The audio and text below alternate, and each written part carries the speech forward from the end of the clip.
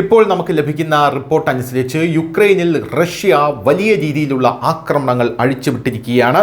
പ്രധാനമായിട്ടും യൂറോപ്പിനെ പിടിച്ചുലയ്ക്കുന്ന രീതിയിലുള്ള ആക്രമണങ്ങളാണ് ഇപ്പോൾ യുക്രൈനിൽ അഴിച്ചുവിട്ടിരിക്കുന്നത്. സൈനിക താവളങ്ങളിലാണ് ഇപ്പോൾ റഷ്യ ആക്രമണം നടത്തിയിരിക്കുന്നത്. പോരാത്തതിന് ഗ്യാസ് പ്ലാന്റുകളിലും ഡ്രോൺ മിസൈൽ ആക്രമണങ്ങൾ ഉണ്ടായിട്ടുണ്ടെന്ന റിപ്പോർട്ട് ലഭിക്കുന്നു. 3.5 വർഷമായി ഈ യുദ്ധം ഇങ്ങനെ തുടരുകയാണ്. കൂടുതൽ നീണ്ടു നിൽക്കാനുള്ള സാധ്യതകളാണ് ഇപ്പോൾ ഈ യുദ്ധത്തിൽ റഷ്യയുടെ ഭാഗത്തു നിന്നുണ്ടാകുന്ന ആക്രമണങ്ങൾ കാണുമ്പോൾ നമുക്ക് തോന്നുന്നത്. അമേരിക്കൻ പ്രസിഡന്റ് ട്രംപ് നിരവധി ശ്രമങ്ങൾ നടത്തിയിട്ടും സമാധാനം ഇതുവരെ സ്ഥാപിക്കപ്പെട്ടിട്ടില്ല എന്നുള്ളത് ഒരു യാഥാർത്ഥ്യമാണ്. അത്തരമൊരു സാഹചര്യത്തിൽ ഇരു രാജ്യങ്ങളും പരസ്പരം സൈനിക താവളങ്ങളോ ഊർജ്ജ അടിസ്ഥാന സൗകര്യങ്ങളോ ലക്ഷ്യമിട്ട് ശത്രുവിനെ സാമ്പത്തികമായി ദുർബലപ്പെടുത്താനുള്ള ശ്രമങ്ങളാണ് ഇപ്പോൾ നടത്തുന്നത്. ഇപ്പോൾ അടുത്തിടെ റഷ്യൻ സൈന്യം നിരവധി യുക്രൈനിയൻ സൈനിക താവളങ്ങളും ഗ്യാസ് പ്ലാന്റുകളിലും അടിച്ചു എന്ന റിപ്പോർട്ടുകൾ പുറത്തുവരുന്നു.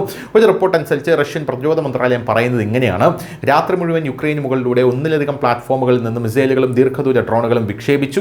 ഈ ഡ്രോണുകളും മിസൈലുകളും വിജയകരമായി ലക്ഷ്യത്തിലെത്തി ദൗത്യം പൂർത്തിയാക്കിയെന്നാണ് പറയുന്നത്. മറുവശത്ത് യുക്രൈനും ആക്രമണം സ്ഥിരീകരിച്ചിട്ടുണ്ട്.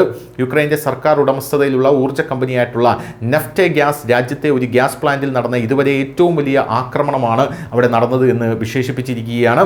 റഷ്യൻ ആക്രമണങ്ങളിൽ തങ്ങൾക്ക് വളരെ ഗുരുതരമായിട്ടുള്ള നാശനഷ്ടങ്ങൾ സംഭവിച്ചതായി ഈ കമ്പനിയും പറയുന്നുണ്ട്. യുക്രൈൻ്റെ തലസ്ഥാനമായിട്ടുള്ള കീവിലും ഇപ്പോൾ ആക്രമണം നടന്നിട്ടുണ്ട്. റഷ്യ തുടർച്ചയായി ആക്രമിക്കുകയാണ്.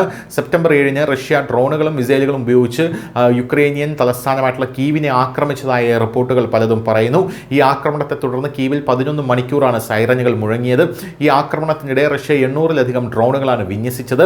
അവയിൽ മിക്കതും വ്യോമ പ്രതിരോധ സംവിധാനങ്ങൾ വെടിവെച്ച് വീഴ്ത്തി. പക്ഷേ അവയിൽ പലതും റെസിഡൻഷ്യൽ കെട്ടിടങ്ങളിലും സർക്കാർ കെട്ടിടങ്ങളിലും ഇടിച്ചതിന് ശേഷം പൊട്ടിത്തെറിച്ചു എന്ന റിപ്പോർട്ടും പുറത്തു വരുന്നുണ്ട്.